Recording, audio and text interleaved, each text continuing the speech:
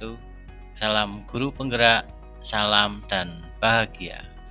Perkenalkan, saya Arif Wirodat, calon guru penggerak angkatan 10 dari SMA Negeri 1 Mbadretno Kabupaten Wonogiri.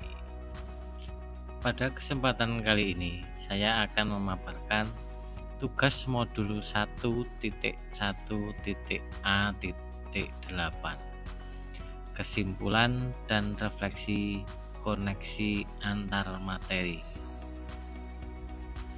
Sebelum saya mempelajari modul 1.1 ini, saya adalah pendidik yang menganggap anak adalah kertas kosong atau tabula rasa yang bisa kita tulisi tinta dan bisa dibentuk semau kita.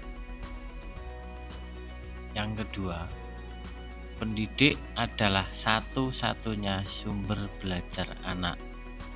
Pendidik bertugas mentransfer ilmu yang dimiliki dan anak harus menerimanya tanpa bisa memilih atau teacher center.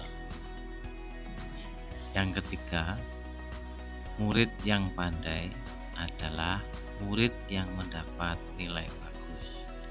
Pendidik mengutamakan kemampuan kognitif saja.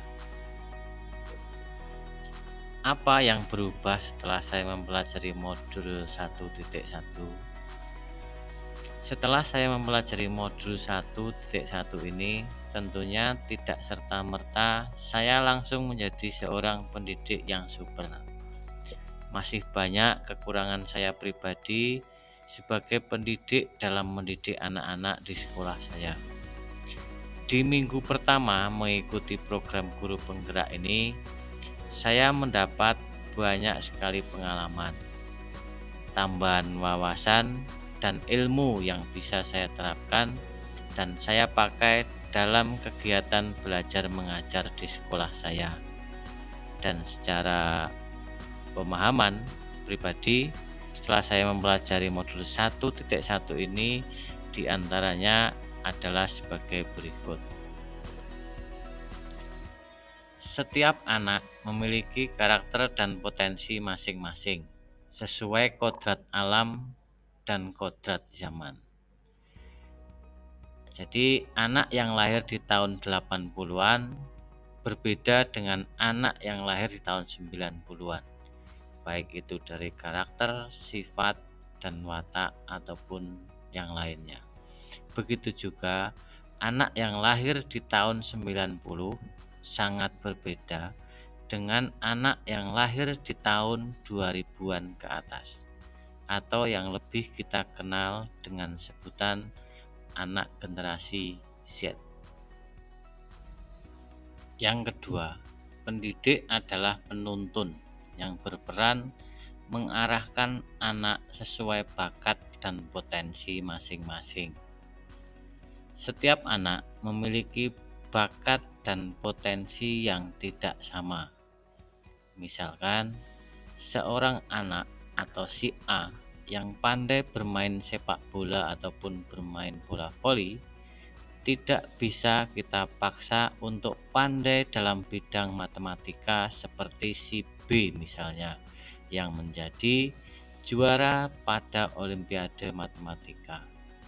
Begitu juga sebaliknya, si B tidak bisa kita paksa untuk pandai bermain olahraga seperti si A yang meraih juara di cabang sepak bola ataupun bulu tangkis. Jadi biarkan anak berputar sesuai porosnya seperti planet tata surya yang sudah sangat tertata rapi dan tidak saling bertabrakan satu sama lainnya, sesuai dengan potensi dan bakat yang dimiliki masing-masing anak. Yang ketiga, siswa adalah subjek pembelajaran atau dikenal dengan student center. Pada saat ini, seorang guru bukanlah satu-satunya sumber belajar untuk murid.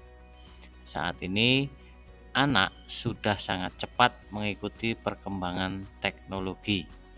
Dan seiring dengan perkembangan teknologi, anak bisa mencari sumber belajar secara langsung, baik melalui internet, melalui sosial media, ataupun dari narasumbernya secara langsung yang dapat mendukung proses belajar murid itu sendiri. Pendidik memberikan pendidikan budi pekerti. Seorang pendidik memberikan contoh perilaku yang baik untuk dapat menjadi panutan bagi murid-muridnya. Apa saja yang harus saya terapkan setelah saya mempelajari modul 1.1 ini? Yang pertama, mengidentifikasi murid di awal pembelajaran untuk memetakan dan melakukan tindak lanjut metode pembelajaran. Yang kedua, menjadi guru penuntun yang mengarahkan anak untuk mencapai tujuan pendidikan. Yang ketiga, merancang pembelajaran yang menyenangkan, yang sesuai dengan kodrat alam dan kodrat zaman murid pada saat ini. Yang keempat, menerapkan pembelajaran yang berpihak pada anak atau student center. Yang terakhir, menjadi teladan bagi anak-anak dengan memberikan contoh budi pekerti yang baik. Kesimpulan. 1. Tujuan pendidikan. Tujuan pendidikan adalah menuntun segala kodrat yang ada pada anak-anak agar mereka dapat mencapai keselamatan dan kebahagiaan setinggi-tingginya, baik sebagai manusia maupun sebagai anggota masyarakat. Yang kedua, menuntun. Pendidik berperan sebagai pamong yang mengarahkan anak-anak agar tidak salah jalan menuju keselamatan dan kebahagiaan. Ibarat murid adalah benih yang disemai, maka pendidik adalah petani yang akan merawat, memelihara, dan menjaga benih agar tumbuh subur di taman kehidupan. Yang ketiga, trilogi pendidikan.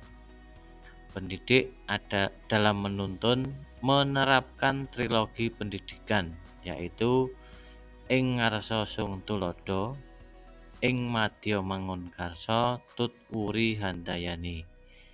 Ing ngarsa sung tulodo berarti di depan sebagai teladan, ing madya mangun karsa di tengah memberi semangat, dan tut wuri handayani di belakang memberikan dorongan. Yang keempat, kodrat alam dan kodrat zaman. Anak bukanlah tabula rasa atau kertas kosong, tetapi mereka lahir dengan bakat dan kodrat pemberian Tuhan. Mereka tumbuh dan berkembang sesuai dengan keadaan alam dan budaya masing-masing, sehingga menciptakan karakter dan potensi yang berbeda-beda